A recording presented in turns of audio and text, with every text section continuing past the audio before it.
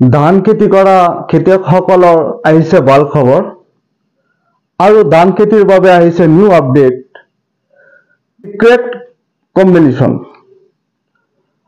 আৰু এই সিক্ৰেট কম্বিনেশ্যনটো যদি আপুনি এবাৰ ধান খেতিত স্প্ৰে কৰে তেনেহলে আগতকৈ আপোনাৰ খেতিত কুইণ্টল কুইণ্টল ধান বেছি হ'ব। এই স্প্ৰেটো কোনটো ধান খেতিৰ ষ্টেজত মাৰিব লাগিব, স্প্ৰেটো কৰিব লাগিব সেই বিষয়ে জানি লওক। আৰু যদি আপুনি ধান খেতি কৰে তেনেহলে আজিৰ এই ভিডিঅ'টো চাওক। ধান খেতি যিমান হাইট বেছি হ'ব তাৰ ষ্ট্ৰেচটো খৰচ কৰিহে সেই তাৰ হাইটটো বেছি হয় আৰু হাইট যিমান কম থাকিব আপোনাৰ খেতিত উৎপাদন বেছি হ'ব।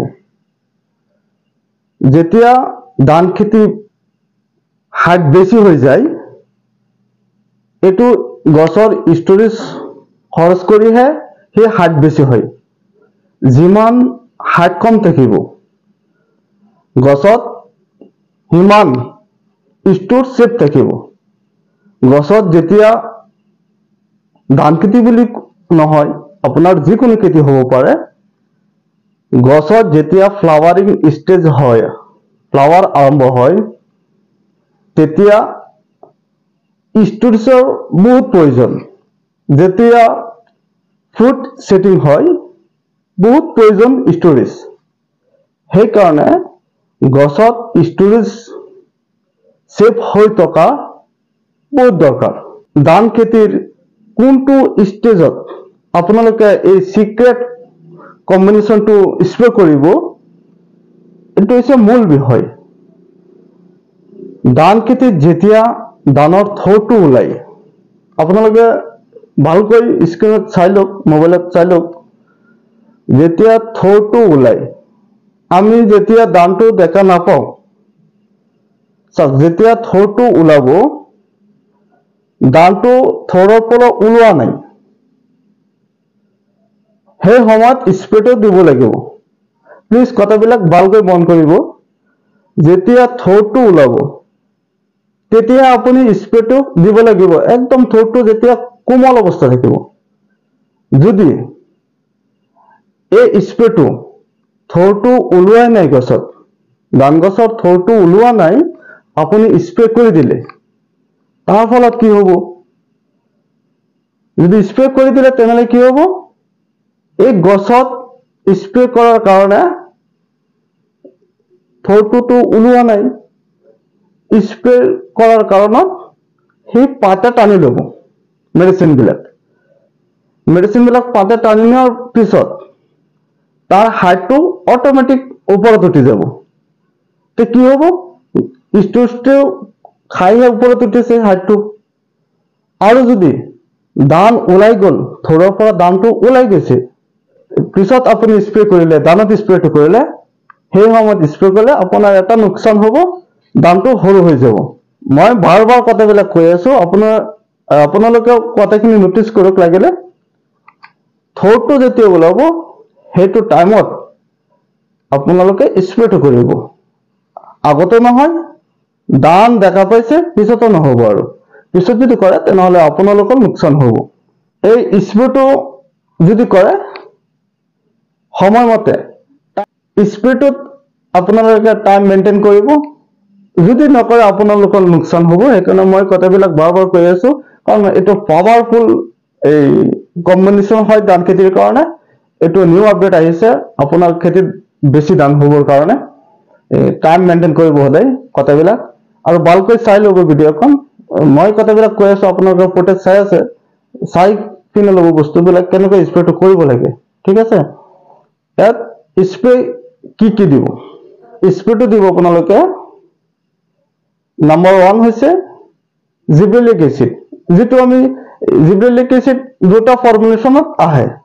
এটা হৈছে পাউডাৰ ফৰ্মুলেশ্যন আৰু আনটো হৈছে লিকুইড ফৰ্মুলেশ্যন।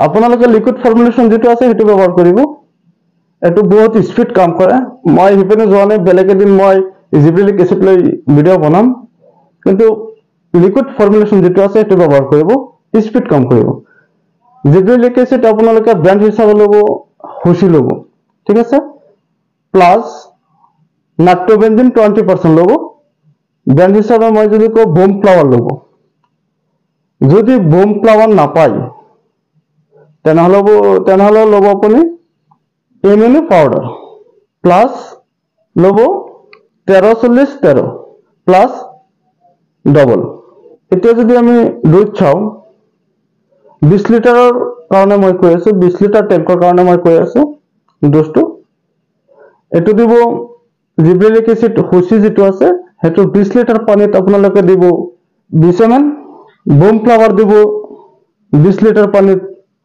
40 ml আৰু যদি বোম ফ্লাৱাৰ নাপায় যদি আপোনালোকে বোম ফ্লাৱাৰ নাপায় তেনেহলে দিব এমিনো পাউডাৰ ঠিক আছে এমিনো পাউডাৰ দুটা সিস্টেমত আহে এটা আহে 80% আৰু এটা আহে 40% যদি 80% পায় তেনেহলে 20 লিটাৰত আপোনালোকে 20 গ্ৰাম দিব আৰু যদি 80% টো নাপায় তেনেহলে 40% যদি পায় তেনেহলে 20 লিটাৰ পানীত দিব আপোনালোকে 40 গ্ৰাম ঠিক আছে প্লাস 1340 20 লিটাৰ পানীত দিব 50 গ্ৰাম প্লাস ডবল 20 লিটাৰ পানীত দিব 20 ml ঠিক আছে এইখিনি ভালকৈ পানীত মিহলাই আপোনালোকে আবেলি সময়ত ধান খেতিত স্প্ৰে কৰি দিব আৰু এটা কথা স্প্ৰে কৰাৰ পিছত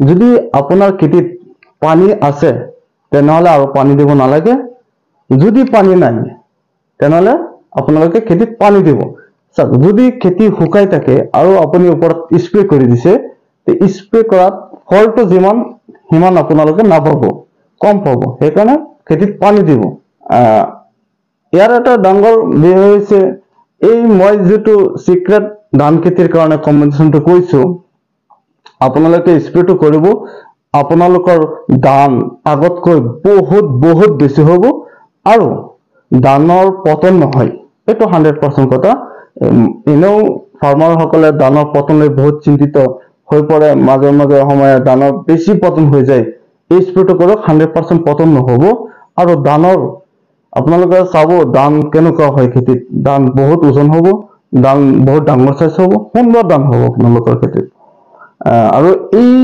যেটো মই কম্বিনেশনৰ কথা কৈছো এই কম্বিনেশনটো অনলি বনোৱা হৈছে ধান খেতি আৰু গেহু খেতিৰ কাৰণে যদি আপোনালোকে গেহু খেতি কৰে তেনেহলে সেম ষ্টেজত আপোনালোকে ব্যৱহাৰ কৰিব আৰু বেলেগ খেতিত স্প্ৰে নকৰিব কাৰণ ইয়াত বেলেগ খেতিৰ এতিয়ালৈকে কোনো ফাৰ্মেশন নাই ইয়াত এটো ধান আৰু গেহু খেতিৰ কাৰণে বনোৱা হৈছে বেলেগ খেতিত আপোনালোকে নিদিব এই কম্বিনেশনটো যদি আপোনালোকে ব্যৱহাৰ কৰে কি হ'ব ধানৰ খিজা আছে নহয় খিজাটো লম্বা হ'ব যদি খিজাটো লম্বা হয় আৰু যদি মোটা হয় আপোনালোকেই ক'ব দামটো বেছি হ'ব ঠিক আছে আৰু সেম প্ৰসেস যদি গেহু খেতি কৰে আপোনালোকে একেই প্ৰসেস একেই কাম একেই স্প্ৰে গেহু বেছি হ'ব খিজা বহুত লম্বা হ'ব খিজা যিমান লম্বা হয় সিমান উৎপাদন বেছি হ'ব আপোনালোকে এটো স্প্ৰে কৰক